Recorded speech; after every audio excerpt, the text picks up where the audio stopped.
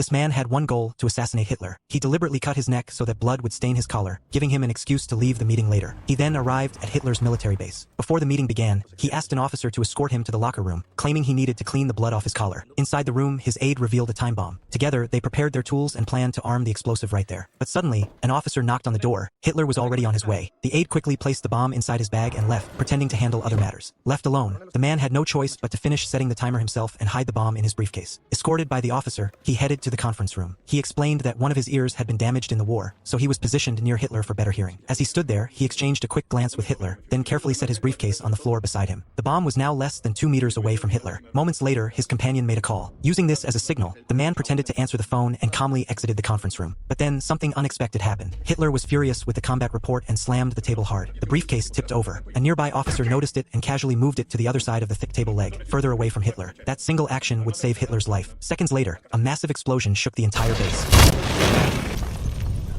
The man believed his mission had succeeded. He rushed to his car and sped away, heading straight for the airport. His next move was to overthrow Hitler's government. He flew to Berlin to lead the coup. But when he arrived, his organization hesitated. They weren't certain if Hitler was truly dead. Furious, the man shouted at his superior, insisting that Hitler was surely in hell. Finally, they decided to proceed. They forged documents and issued fake orders to loyal military units. The troops quickly seized control of the radio station, the SS headquarters, and even the Reichstag. Soon after, their soldiers stormed Goebbels' residence. When the commander entered the room, Goebbels remained calm and told him to answer the phone. On the other end, it was Hitler's voice. The commander froze, then turned his gun toward the man who had tried to kill the Führer.